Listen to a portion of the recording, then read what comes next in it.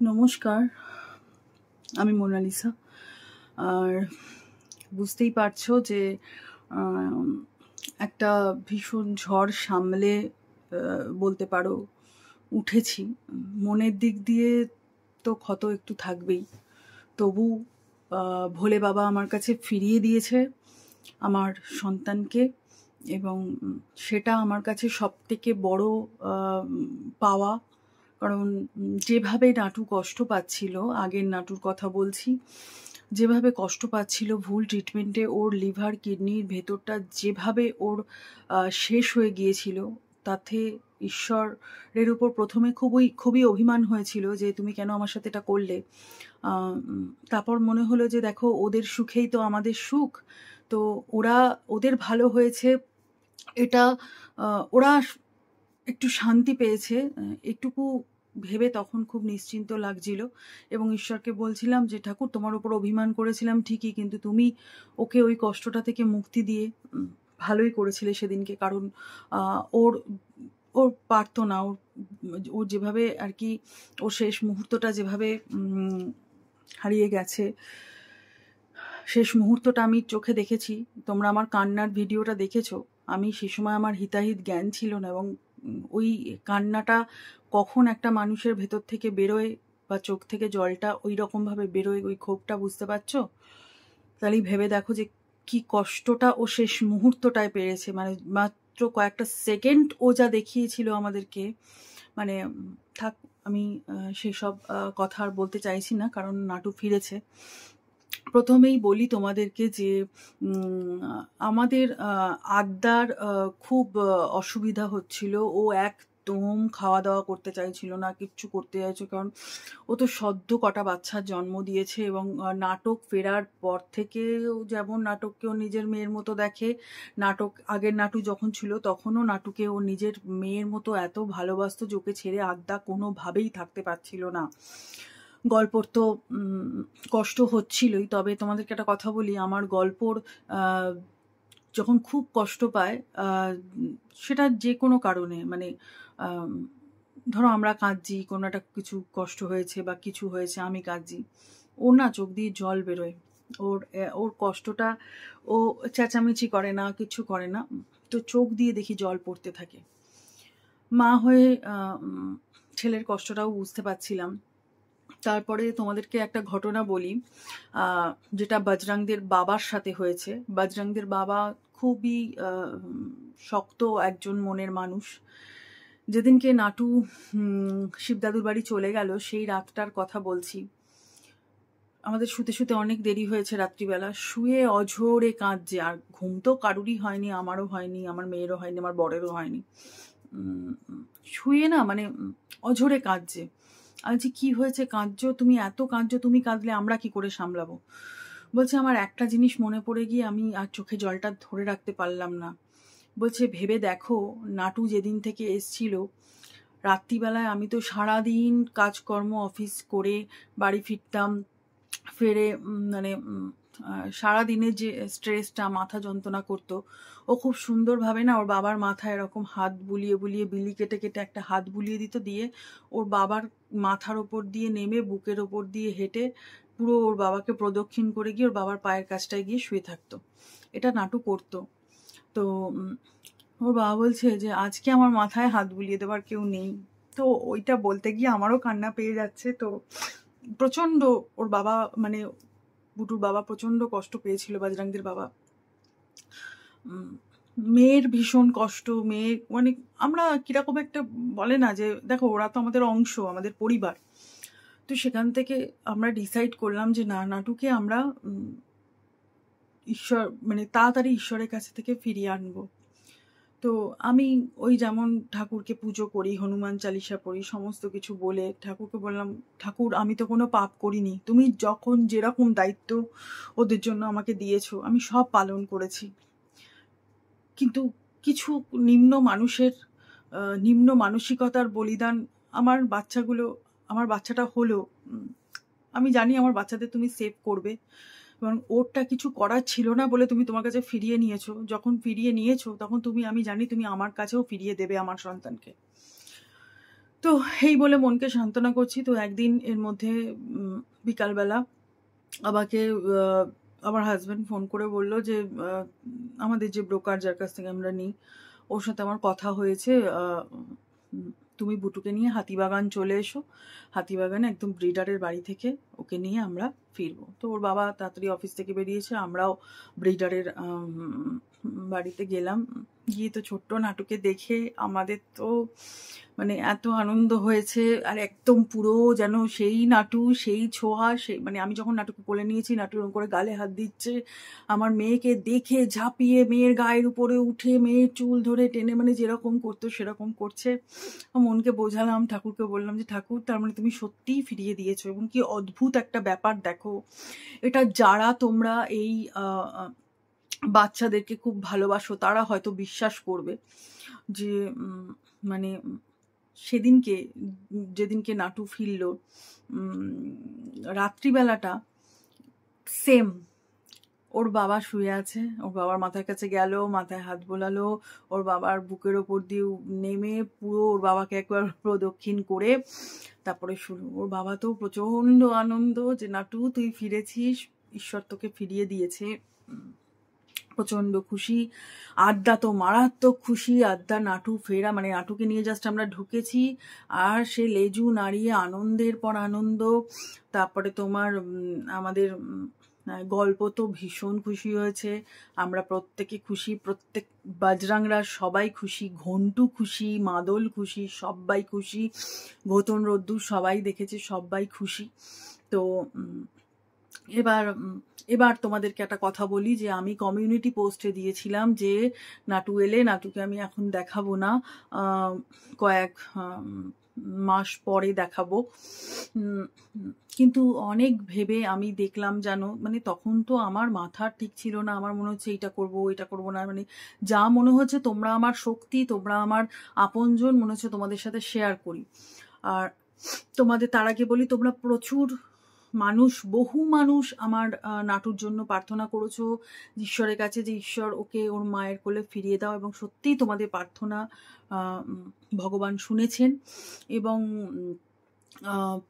তোমাদের প্রত্যেকের প্রার্থনা ভগবান শুনেছেন। এবং আমি রিসেন্টলি যেদিনকে নাটকের ভিডিও দিলাম গতকাল আমি একটা কমিউনিটি পোস্ট দিয়েছিলাম। আমার মনে হলো কি দেখো যে তোমরা তো সবাই ভালোবাসো, তো 2-3 জন আছে যারা উল্টোপাল্টা উটকো কমেন্ট করে, ওদের চোখ দেয়। তো আমার মনে হলো যে এই লোকগুলোর চোখ দিয়েই যদি এরা সবকিছু করে ফেলতে পারতো তাহলে আর ঈশ্বর বলে পৃথিবীতে কিছু থাকতো না। তো সেই আমি ঈশ্বরকে আবার জিজ্ঞাসা করলাম, আমি খুব ভগবানের সাথে কথা বললাম যে ঠাকুর আমি তো কিছু দোষ করিনি, আমি তো নিজের কোনো অন্যায় দোষ খুঁজে পাচ্ছি না, আমি তো কোনো দোষ করিনি ঠাকুর, আমি তোমার কাছে কোনো দিন কোনো অবলা প্রাণের ক্ষতি চাইনি, কোনো দিন কোনো অবলা প্রাণের ক্ষতি চাইনি, তাহলে আমার বাচ্চাটাকে আমি কেন সবাইকে দেখাবো না? ওদের তো তোমরা জানো যে ডগ বা বিড়ালদের জীবনযাপনের একটা নির্দিষ্ট বয়স হয়, বছর হয়, সেই বছরের জীবনযাপন, সেখানে না আমি কোনোদিনই আমার বাচ্চাদের সুস্থ থাকা ছাড়া কোনো রেস্ট্রিকশন ওদের মধ্যে আমি রাখি না বা রাখা পছন্দ করি না। আমি চাই ওরা স্বাধীনভাবে বাঁচুক, স্বাধীনভাবে থাকুক। তো আমার তখন যেন মনে হলো ঈশ্বর আমাকে বলল যে আমরা সকলে তোদের সাথে আছি, বাচ্চাদের সাথে আছি, তুই যেটা করছিস ঠিক করছিস, তোর পথে এগিয়ে যা। তো ওইটা শুনে, ঠাকুরের কথাটা শুনে অনেকটা বল পেলাম। এবং সত্যি তো ঈশ্বর যখন আমাকে ফিরিয়ে দিয়েছে তার অধিকার তো আমার নেই, কোনো অধিকার যে তাকে লুকিয়ে রাখবার, যেখানে ভগবান স্বয়ং তা আমার সন্তানকে আমার কাছে ফিরিয়ে দিয়েছে এবং তাকে সকলের সামনে তুলে ধরতে বলেছে, সেখানে আমার কোনো অধিকারই নেই তাকে লুকিয়ে রাখার। এবার যদি কেউ নজর দেয়, চোখ দেয়, কিছু করে, সেটা ঈশ্বর বুঝে নেবেন, আমি তো কোনো পাপ করিনি। আমি এইটাই ডিসাইড করেছি, ভালোটাকে ভালো, খারাপটাকে খারাপ ধরে এগিয়ে চলতে হবে জীবনে। দেখো আজকে নাটুর চলে যাওয়াটাও বলে না যার যেদিন থাকে, আমার যদি কালকে মৃত্যু থাকে আমি কালকেই মারা যাব। কিন্তু আমি একটা কথাই বলবো, যারা বাচ্চাদেরকে নিয়ে ব্যঙ্গ করছে, যারা বাচ্চাদেরকে নিয়ে বাজে কথা বলছে, আপনাদেরকে আমি একটা অনুরোধ করতে চাই, দেখুন, আপনাদের হয়তো 80 বছর, 90 বছর, 99 বছর বয়স হবে, আয়ু, আপনারা অনেকগুলো বছর এই পৃথিবীতে কাটাতে পারবেন। ওদের তো পৃথিবীতে কাটানোর সময়সীমাটা এত নয়। তো ওদেরকে না এইগুলো করবেন না, এগুলো করবেন না, কারণ আপনি যেটা ওদের সাথে করছেন, ভবিষ্যতে যে ভগবান আপনার সাথে কিছু করবে না, এটার কিন্তু কোনো গ্যারেন্টি নেই। হয়তো এরকম হলো যে আপনি বিছানায় চিরকাল শয্যাশায়ী হয়ে থাকলেন, বা তার থেকেও খুব খারাপ কিছু হয়ে গেল। ঈশ্বর কিন্তু এটা করতেই পারে, কারণ কেন জানেন, এই পৃথিবীতে এই অবলা প্রাণদের ঈশ্বর এনেছে, ওদেরও অধিকার, আপনার যেরকম সমান অধিকার আছে, ঈশ্বরেরও তেমনি ঠিক সমান অধিকার এই পৃথিবীতে ঈশ্বর ওদেরকে দিয়েছে। তাই আমরা কেউ নই ওদের সেই অধিকার কেড়ে নেওয়ার। আমরা যদি ওদের সেই অধিকার কেড়ে নিই, তাহলে ঈশ্বর আমাদের দেওয়া সমস্ত অধিকার কিন্তু কাটতে বাধ্য, এবং উনি কাটবেনও। তো এইটুকু বলছি। আর একটা কথা হচ্ছে, হিংসা, ভেদাভেদ, বিদ্বেষ, এগুলো ভুলে চলো না সবাই আমরা একটুখানি এই অবলা প্রাণ নিয়ে বাঁচি। হ্যাঁ, দেখবে তোমাদের জীবনটা না বদলে যাবে। আমি বলতে চাইছি যে, ধরো আজকে আমার বাচ্চাদেরকে আমি ভালোবাসছি, তাই বলে কি অমুকের একটা বাচ্চাকে আমি ভালোবাসবো না? কখনো নয়। আমি অবশ্যই তাকে ভালোবাসবো। অবলা চার পেয়ে বাচ্চা মানেই আমার কাছে ভালোবাসার। এই তো আমি আমার মেয়েকে কোচিংয়ে দিতে গেলাম, ওখানে দুটো বাচ্চা আসে, তারা কত আদর খায়। হ্যাঁ, যেখানে পথে ঘাটে যেখানে যাই, আমার নতুন নতুন করে প্রত্যেক দিন একটা না একটা বন্ধু হয়। ঠিক আছে, আমার ব্যাগের মধ্যে বিস্কিটের প্যাকেট আমার রাখাই থাকে কিনে, যে যখনই যাব আমি ওদেরকে কিছু না হলেও বিস্কিটটা আমি যাতে খাওয়াতে পারি। তো এই বন্ধুত্ব, এই যে বন্ধুত্বের হাতটা ওরা বাড়িয়ে দেয় না, এটা একটা সাংঘাতিক আনন্দের, এবং এটা একটা সাংঘাতিক বড় পাওয়া। একটা মানুষ তোমাকে বন্ধুত্বের হাত বাড়িয়ে দিলে তুমি যতটা না সেটা নিয়ে আশ্বস্ত হবে যে সেটা ঠিক না ভুল, তার থেকে এরা হাতটা বাড়িয়ে দিলে না তোমার মনে হবে না যে এরা কখনো ভুল করেছে। তো এইগুলো আমার তোমাদের কাছে, যারা ভালোবাসো তাদেরকে বলছি না, যারা ভালোবাসো না, যারা একেবারেই এদেরকে সহ্য করতে পারো না, বা এরকম মানসিকতা আছে যে এটা আমার বাচ্চা, ওর বাচ্চা চুলোয় যাক। ওই একটা বাংলা ভাষায় একটা কথা আছে না, পরের ছেলে পরমানন্দ, যত উচ্ছন্নে যায় তত আনন্দ। এটা তোমরা অবলাদের ক্ষেত্রে করো না, মানুষের ক্ষেত্রেও করো না, কারণ সন্তান সন্তানই হয়। আমার সন্তানও যা, অন্য লোকের সন্তানও। তোমাকে পৃথিবীতে ভগবান মা করে পাঠিয়েছে, মানে তুমি সকল সন্তানের কষ্ট দুঃখ বুঝতে বাধ্য। এই জন্যই ভগবান তোমাকে পৃথিবীতে মা হতে দিয়েছে। মা শব্দটার অর্থ কি জানো তো? মা শব্দটার অর্থ হচ্ছে যে অনেকটা ভালোবাসা, অনেকটা স্নেহ, অনেকটা আগলে রাখা, অনেকটা ছাতা। আজকে আমার মায়ের অনেক শরীর খারাপ, আমার মায়ের বয়স হয়েছে, কিন্তু তবু আমার মা যখন আমার বাড়িতে আসে, মেয়ে লুচি খেতে ভালোবাসে, তরকারি খেতে ভালোবাসে, করে নিয়ে আসা, চা করে দেওয়া, জল করে দেওয়া, ওই যেটুকু সময় মা থাকে সবটা কিন্তু মা নিজে আমার জন্য করে। হ্যাঁ, তো তাই আমি বলবো যে যেমন মানুষের দিকেও দেখতে হবে যে আমার সন্তানেরও যেমন আমি ভালো চাইবো, অন্যের সন্তানেরও আমি ভালো চাইবো, তেমনি অবলা প্রাণীদের দিকেও দেখতে হবে আমার সন্তানও যেমন ভালো থাকবে, অন্য সন্তানরাও যেন ভালো থাকে। পথে যে শিশু সন্তানগুলো পড়ে রয়েছে তারাও যেন ভালো থাকে। আজকে আমি আদ্যাকে দুর্জয়কে এনেছি বলে নয়, আমি বলতে চাইছি যে শুধু আমাদের ঘরের বাচ্চারাই যে ভালো থাকবে এই দায়িত্ব আমরা নেব তা নয়, আমাদের প্রত্যেকের উচিত পথে ঘাটের বাচ্চাগুলোর দায়িত্বটাও নেওয়া, তাদের জন্যও করা। আর দেখো, আমি তোমাদেরকে কমিউনিটিতে লিখেছিলাম যে আমি হারতে শিখিনি। সত্যি আমি হারতে শিখিনি, কারণ আমার হারাবারও কিছু নেই, আমার হারিয়ে যাওয়ারও কিছু নেই, আমার হেরে যাওয়ারও কিছু নেই।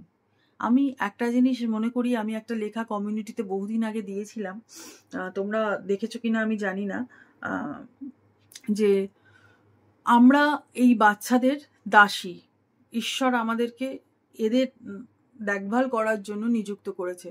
ঈশ্বর তার প্রিয় সন্তানদের আমাদের কাছে পাঠায়, আবার যখন তার সময় ফুরিয়ে যায়, তাকে ঈশ্বরের কাছে নেওয়ার দরকার হয়, তখন আবার ঈশ্বর নিয়ে নেয়।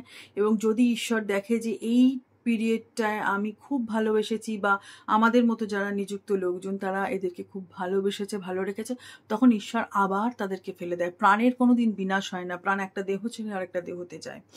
এবং আমার বিশ্বাস যে আমার আগের নাটু হারিয়ে যাওয়ার পরে, আগের নাটুর প্রাণটা তো আমার ঘরেই গিয়েছিল, হয়তো ওই প্রাণটা, এটা আমার বিশ্বাস, মনের বিশ্বাস, হয়তো অনেকে হাসতে পারো যারা একটু অন্যরকম, ওই আর কি বললাম।